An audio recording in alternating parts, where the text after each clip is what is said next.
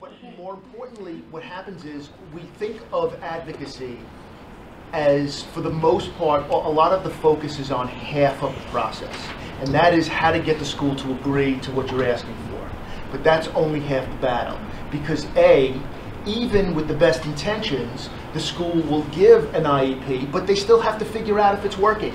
You don't know if it's the right IEP, you don't know if it's the right services, so you have to be ever vigilant with the school to make sure, he's getting what's in the IEP, and you will hear things like, well, the OT person is out on maternity leave and we're interviewing another person, and my child needs this, and it's not about what you have available, it's what they need. But these are very real issues. He's not getting it, or what he's getting, even if it's in the IEP, is that what he needs? You have to constantly reevaluate that, and you have to remember something else, and this is just a practical tip. The law requires the school district to meet with you once a year, but that's at least once a year. And what typically happens is, and I'm sure this is burdensome, in April, they start lining the parents up because they got to meet everybody.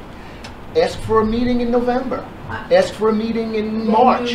I think that, it's your child, and if you understand certain things, like for instance, I used to do exercises in parent trainings where I would say to them, look, the bottom line is, they're supposed to provide for your child, but they have a limited special education budget and it has to go around to everybody. So assuming that is the case, who do you have to win over at the table?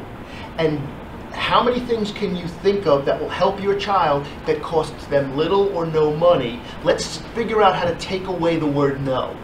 And you would be surprised. It doesn't always work. Some kids need very, involved IEPs and involved services. But you really have to understand the psychology. And I've found in my practice that there are two types of parents. Those that go in like deer in the headlights, and they just feel the special educators probably know what they're doing. And then there are the parents who want to sue everybody.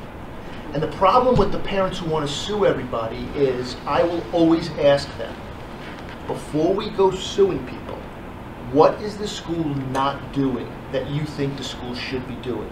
And you would be horrified to know how many of those parents say, well, I don't know, but they should do more because he's struggling.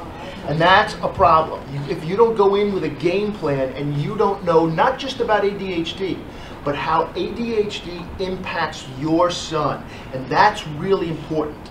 That if you don't go in with that mindset of what you need, you're not going to be successful. And the other thing I just want to say parenthetically, and I'll take your question, is the faces. Just to piggyback on it, because I thought that was brilliant, by the way.